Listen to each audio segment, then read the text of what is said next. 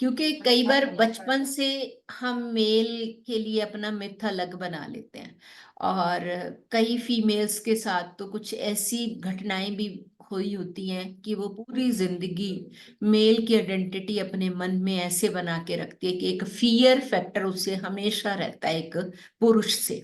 तो जो भी आपकी जिंदगी में शुरू से अब तक आया, उसको सभी, चाहे वो भाई है, पति है, फादर है, या आपके स्कूल कॉलेज के फ्रेंड्स हैं, एनी कजन है, कोई चाचा मामा मासू कोई भी है, तो आप सबको अपने सामने लेके, क्योंकि कुछ चेहरे ऐसे होते हैं जिन जो हमारे मानस पटल पर छाए ही रहते हैं, कोई दर्द भी होता है उनके साथ, तो वो आज हम निकालेंगे।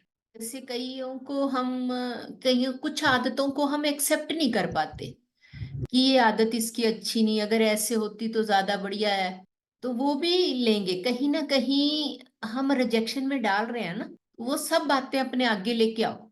नहीं मैम, कुछ इंसिडेंट्स ऐसे होते हैं कि चलो हम एक बार उनको माफ तो कर देते हैं, लेकिन वो कहीं ना कहीं एक कसक वो नहीं निकलती मैम। लव यू नहीं बोल निकालनी है सकते। ना, एक मिनट रख के क्या करोगे उसका? एक एक खरपतवार या एक वीड आपकी पूरी फसल को खराब कर रहा है, तो आप क्या कहोगे? एक फिंगर आपकी खराब हो गई, उसमें फंगस लग गया, डॉक्टर ने कहा कि इसको एम्पुटेट करना ही पड़ेगा, निकाल, अदरवाइज आपका पूरा हाथ काटना पड़ सकता है, तो क्या कहेंगे? आप उससे इंतजार में रहेंगे कि पूरा हाथ कटने के, या उसको निकाल देंगे? तो दी वो रिस्पेक्ट हम नहीं दे पाते, वो नहीं, रिस्पेक्ट रिस्पेक्ट देने की तो बात ही नहीं करी मैंने। आप अपनी तरफ से फॉरगिव करो। बस। रिस्पेक्ट की मैंने बोला आपको कि आप रिस्पेक्ट दो? नहीं, जैसे मैंने सिर्फ फॉरगिव। फॉरगिवनेस करने को बोला है कि आप अपने, हम क्या कहते हैं, आपका बच्चा आपके पास आए, कोई गलती किसी ने कर दिया, आप क्या कहोगे? बेटे आप अपनी तरफ से माफ कर दो, ठीक है ना, आप अपनी तरफ से कर दो। वो सामने वाले का कर्म है, उसने जो भी गलत किया, उसकी कॉन्शियस ने गलत करवाया। और सबसे बड़ी बात अंजू जी, वही लोग हमारे जीवन में आके कुछ भी कर सकते हैं जिनके साथ हमने कुछ भी किया है, क्योंकि रिटर्न तो मिलना ही है। अगर उन्होंने पहल की है तो आपका टाइम आ जाएगा उन्हें रिटर्न देने का। तो हम क्यों हिसाब बनाएं किसी के साथ? तो ज्यादा बेटर है कि हम क्लियर करके जाएं अपना हिसाब। अगर हम क्लियर कर देंगे तो एटलीस्ट वो इंसान दोबारा तो हमारी जिंदगी में नहीं आएगा। आपको मेन के ऊपर करना है, आपकी लाइफ में जो भी मेल पर्सन्स रहे हैं लाइफ में, और उनके साथ कोई भी कड़वाहट रही है, उसको निकालना है। मैम, जैसे आपने अभी बोला कि मेल पर्सन से कड़वाहट रही है, मान लीजिए हमने उसे फॉरगिव कर दिया है, हमने छोड़ दिया, बट अगर वो हम्म। नहीं छोड़ रहा है तो क्या हम उसकी लाइफ में दोबारा आएंगे? नहीं, वो नहीं छोड़ रहा, वो तो उसकी प्रॉब्लम है ना। आप एक बार चेक करके देखो कि आपको कैसे पता कि वो छोड़ नहीं रहा? क्योंकि मैम कभी कभी ना मैं अगर नहीं भी सोचती हूँ तो सपने में आ जाते हैं। हाँ, क्योंकि अभी अपनी आपकी तरफ से छुटा ही नहीं ना। अच्छा। हाँ। ठीक है मैम, ओके। जो भी मेल्स हमारी लाइफ में अभी तक रहे, any friend, any cousin, father, brother, any person, any male person, कोई चाइल्ड अब्यूज हुआ है किसी के साथ, किसी रिलेटिव ने आपको गलत नजर से देखा, वो सब निकाल दो। आपके जो भी पर्सन है ना, जो भी रिलेशन से एक्सेप्ट नहीं हो रहा, ऐसे बोलो कि मैं उन्हें स्वीकार करती हूँ, जा मैं उन्हें माफ करती हूँ, फिर भी मैं उन्हें माफ करती हूँ, और मैं उन्हें स्वीकार करती हूँ, आप भी मुझे माफ करें। और नहीं कुछ भी समझ आ रहा तो होपोनोपोनो के साथ ही EFT कर लीजिए, क्योंकि उसमें सारा कंप्लीट आ जाएगा आपका। I am sorry, please forgive me, thank you, I love you. पर पर्सन वो सामने होना चाहिए जिसके बारे में आपको करनी है। जिनकी EFT के राउंड हो गए, वो आंखें बंद करके सिर्फ अपनी श्वासों पे फोकस करेंगे, बीच में ब्रीदिंग भी करेंगे, साथ साथ EFT करते हुए लंबे लंबे गहरे श्वास भी लेने हैं, ताकि वो core of the heart cleansing हो जाए। जिनका जो अपने श्वासों पे टिके हुए हैं, वो एक बार अपने सामने सभी पुरुषों को, सभी मेल पर्सन्स को जो भी जिंदगी में है, अपने सामने लेकर आएंगे। अपने बेटे के रूप में, ब्रदर के रूप में फील करेंगे कि मैं उन सबको स्वीकार करती हूँ। I accept from my mind and my heart. मैं दिल से और दिमाग से सभी को स्वीकार करती हूँ। I ask for the will to forgive and forward to love. दिल से सभी को माफ करते हुए अपने आप को प्रेम से भरते हुए सभी के साथ अपना रिश्ता प्रेम का बना रही हूँ। मुझे अपनी तरफ से बस सिर्फ देना है, प्रेम, शक्ति, दया, रिस्पेक्ट। मुझे किसी से कुछ नहीं चाहिए। जो भी मेरे जीवन में जाने अनजाने में किसी ने मुझे हर्ट किया है या किसी तरह की भी तकलीफ दी है, मैं आज अपने मानस पटल से उसे साफ करना चाहती हूँ। हमेशा के लिए उस नेगेटिविटी से अपना रिश्ता दूर करना चाहती हूँ। हो सकता है उस समय उस आत्मा का की स्थिति कैसी हो, अनजाने में की गई गलतियां कई बार हमारे जीवन को बहुत दर्द देती हैं।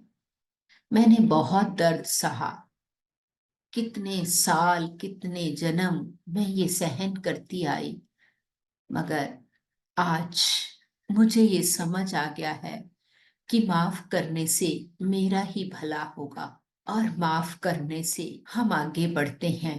तो मैं इसलिए अपने जीवन के हर उस पुरुष को दिल से माफ करती हूँ, जिसको जिसके साथ कहीं ना कहीं मेरे विचारों का, मेरे मन का भेदभाव रहता है। महसूस करेंगे उन्हें, अपने सामने सबको लेके आएंगे, एक एक पर्सन को, चाहे वो आपके पुत्र के रूप में है, वो आपके भाई के रूप में है, वो आपके पिता के रूप में है, दोस्त के रूप में है, आपका कोई चाचा, मामा, कोई भी रिश्तेदार, सबको अपने सामने लेके आइए।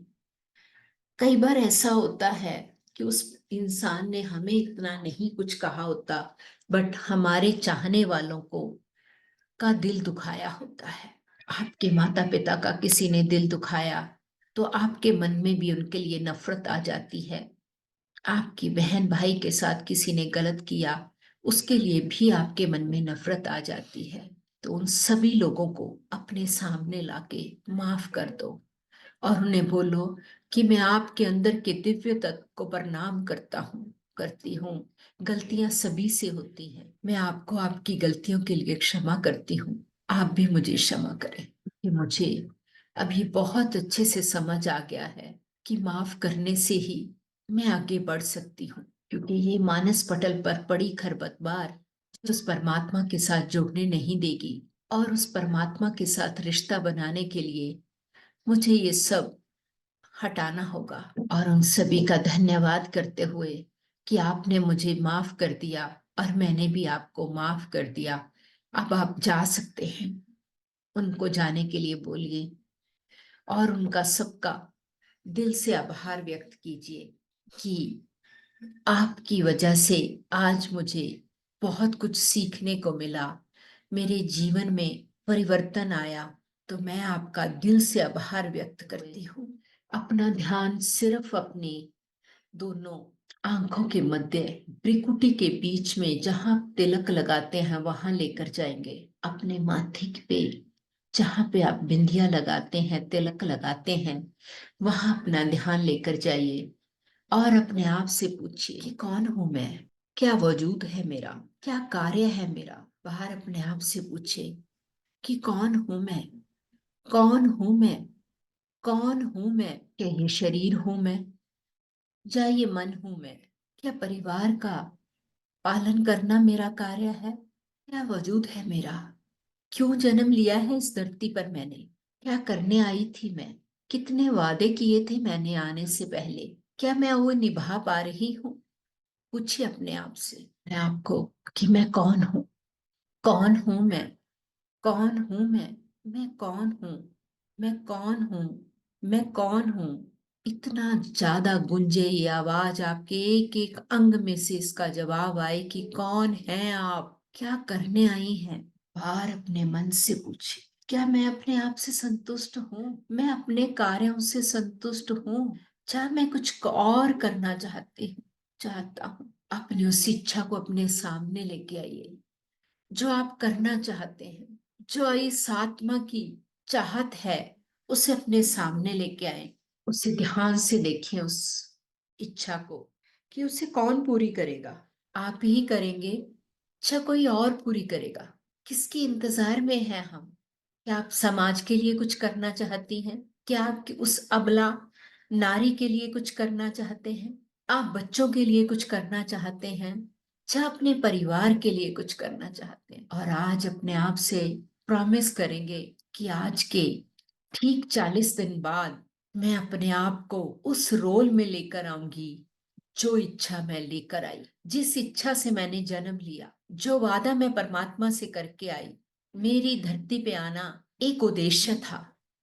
उस उद्देश्य को पूरा करना मेरा धर्म है और मैं उस धर्म को बहुत अच्छे से निभाना चाहती हूँ। अपने आप से वादा कीजिए, उस परमपिता परमात्मा को बताइए कि अब मैं बस और नहीं, क्योंकि मुझे ये बहुत अच्छे से समझ आ गया है कि मेरे पास समय बहुत कम है। आपके पास समय बहुत कम है और इस समय का फायदा उठाते हुए अपने आप से वादा कीजिए और दिल से अपना और उस परमात्मा का धन्यवाद कीजिए कि मुझे उसने ये कार्यभार सौंपा है। इसे अपने पैरों का लॉक खोलेंगे और बहुत धीरे धीरे अपने दोनों हाथों को रब करते हुए एक गहरे श्वास के साथ अपने चेहरे पर और 3 गहरे गहरे लंबे श्वास लेते हुए वापस अपने शरीर में